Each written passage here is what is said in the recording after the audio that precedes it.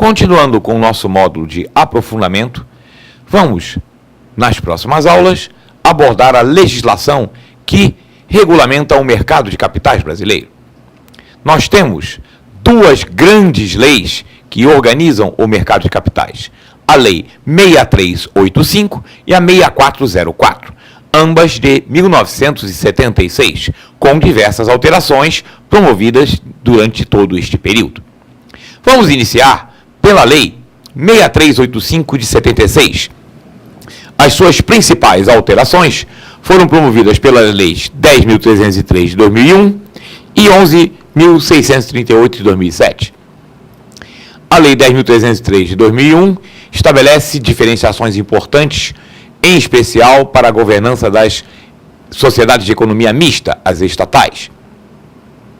E a Lei 11.63807 modifica as normas de contabilidade, adequando as normas da contabilidade das sociedades anônimas e das empresas brasileiras ao disposto no chamado IFRS, International Financial Reporting Standards, as normas internacionais de contabilidade, adotadas principalmente pela Europa e que estão em processo de convergência com as normas adotadas nos Estados Unidos.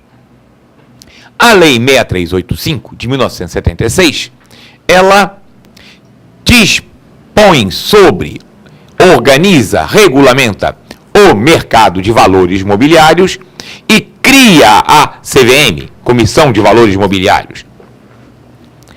Até 1976, a regulamentação e fiscalização do mercado de valores mobiliários também era de responsabilidade do Banco Central.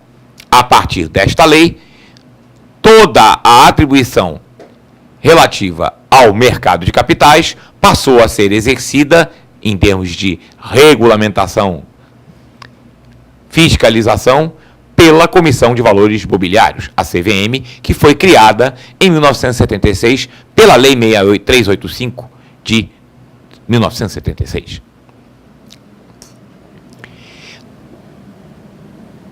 A lei disciplina a emissão e a distribuição de valores mobiliários, a negociação e a intermediação tanto de valores mobiliários quanto de derivativos. Foi uma das alterações importantes trazidas pela Lei 10.303, a inclusão dos derivativos na alçada de regulamentação e fiscalização da CVM.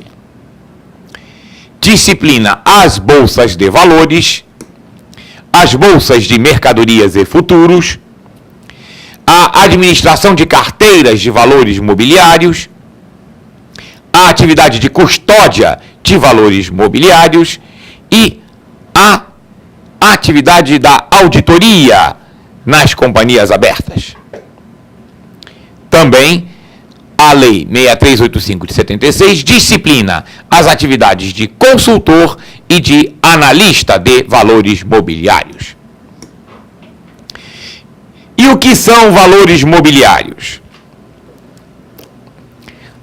A Lei 6385 de 76 não define o que são valores mobiliários. Ela lista quais são os títulos e contratos que são considerados valores mobiliários e, portanto, estão subordinados à disciplina desta lei.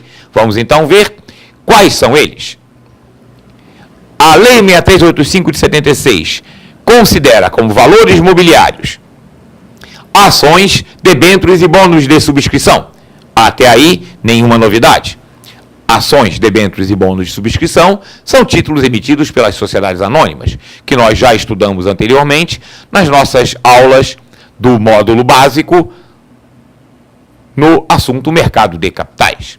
Além disso, são também conceituados, listados como valores mobiliários pela Lei 6385 de 76. Cupons, direitos, recibos de subscrição e certificados de desdobramento, que também são títulos que se referem, que são relacionados a ações, principalmente, e também a debêntures, Certificados de depósito de valores mobiliários também são considerados valores mobiliários. Cédulas de debêntures. Cédulas de debêntures são títulos emitidos por bancos, tendo como lastro debêntures que os bancos adquiriram. Vamos ver isso com mais detalhes mais à frente.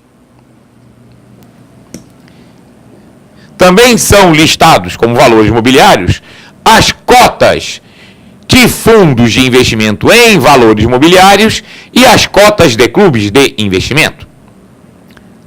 Isso também nós já vimos quando falamos de mercado de capitais. Não só sabemos já as cotas de fundos de investimentos em valores mobiliários, como também os outros fundos. São também valores mobiliários as notas comerciais, as commercial papers, os derivativos. Já vimos que todo o mercado de derivativos está sob a supervisão da CVM, os derivativos estão listados na Lei 6385 com suas alterações posteriores como valores mobiliários, e quaisquer títulos ou contratos de investimento coletivo quando ofertados publicamente. Isso inclui não só todos os fundos de investimento, como também determinados contratos nos quais a rentabilidade do investidor depende do esforço do ofertante. Vou dar um exemplo, que é um exemplo fracassado, porque o investimento quebrou, mas é um exemplo bastante conhecido e típico de um contrato de investimento coletivo, que foram as Fazendas Reunidas Boi Gordo.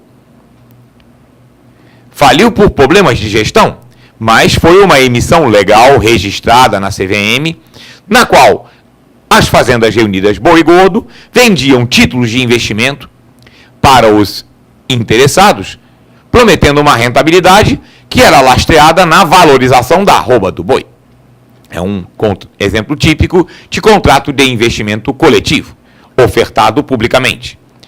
Lembrando que toda oferta de valores mobiliários tem que ser registrada na CVM. Então nós tivemos um caso recente de uma oferta parecida com essa, só que relacionada à engorda de avestruz. Entretanto, o ofertante não tinha registro na CVM nem autorização para fazer essa oferta. E a CVM fez um alerta ao mercado de que, naquelas condições, aquela oferta era ilegal, porque era uma oferta de título de investimento coletivo, sem que o ofertante tivesse registro como tal na CVM e sem que a oferta em si tivesse também sido registrada. Toda oferta de valores imobiliários, oferta pública, tem que ser registrada na CVM e o ofertante tem que ter registro também na CVM como uma empresa capaz, autorizada a realizar ofertas de valores imobiliários. Valores imobiliários tomando esse conceito mais amplo, que é resultado desta listagem trazida pela Lei 6385 de 76.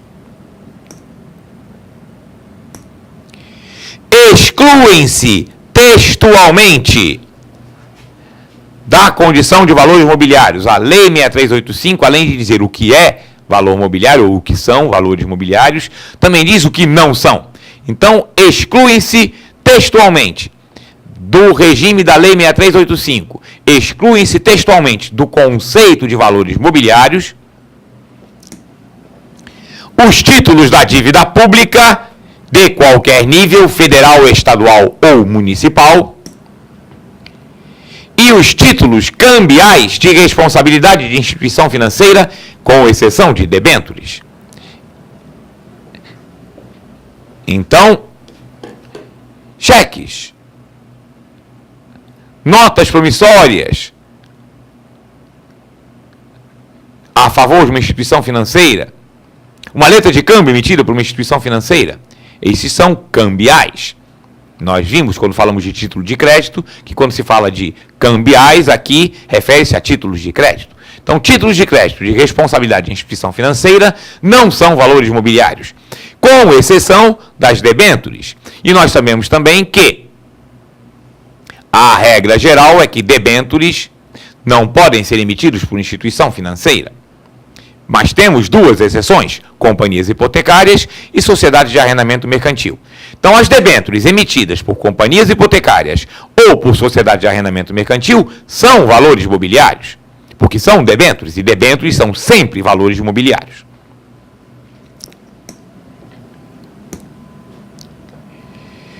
A CVM passa a ter, pela Lei 6385, o poder de expedir normas para cumprimento do disposto nessa lei.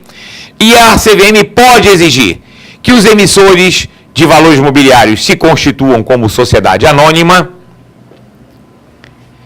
E aí um comentário importante. Essa é a regra geral, mas há algumas exceções. Existem algumas situações, algumas emissões de alguns títulos e contratos de investimento coletivo que são permitidas por empresas que não se constituam como sociedades anônimas. Além disso, fundo de investimento, quando emite cotas, também é uma emissão pública de valores mobiliários, em especial os fundos fechados, que emitem cotas que são negociadas em mercado secundário. Ora, o fundo não é uma sociedade anônima, porque o fundo não tem personalidade jurídica. Nós já vimos isso quando comentamos sobre fundos de investimento. O fundo tem CNPJ, mas ele tem o administrador, que é o responsável legal do fundo.